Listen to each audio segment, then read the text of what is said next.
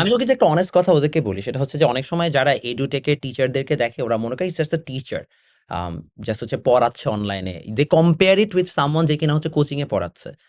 আমি offline online দুই জায়গায় পড়ে, আমার কারেন্টলি অফলাইনে স্টুডেন্ট আছে 600-র মতো, which is good। বাংলাদেশে ঢাকা শহরে 600 স্টুডেন্ট অফলাইনে পড়ানো is huge thing. Dream man, dream. 600 student অফলাইনে পড়ানো is a very big challenge as well, given হচ্ছে আমি আইসিটি পড়াই।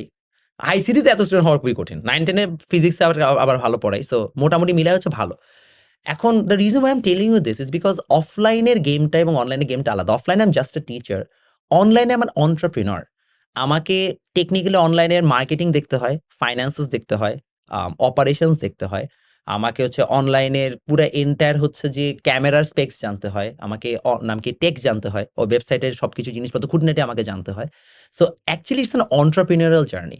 এজন্য এডুটেকের যারা আসলে কাজ করে এদেরকে জাস্ট টিচার বলাটা না, রং। ব্যাক এন্ডের অনেক কাজ করে। তুমি ভাবতেছো যে হয়তো ও জাস্ট সপ্তাহে ৩ ঘন্টা ক্লাস নেয়, ৩ ঘন্টা ক্লাস নিয়ে এত টাকা পায়।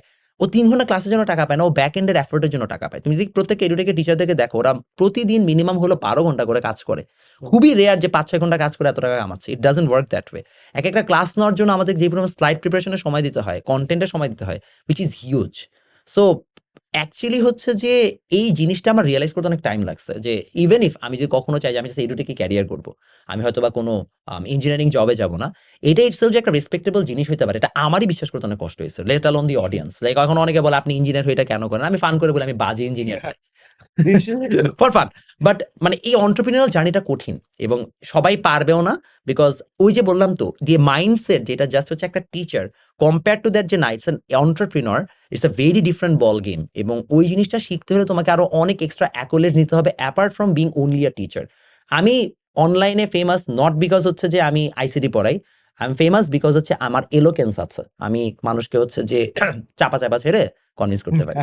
সো এই গেমটা আসলে বুঝতে সময় লাগে।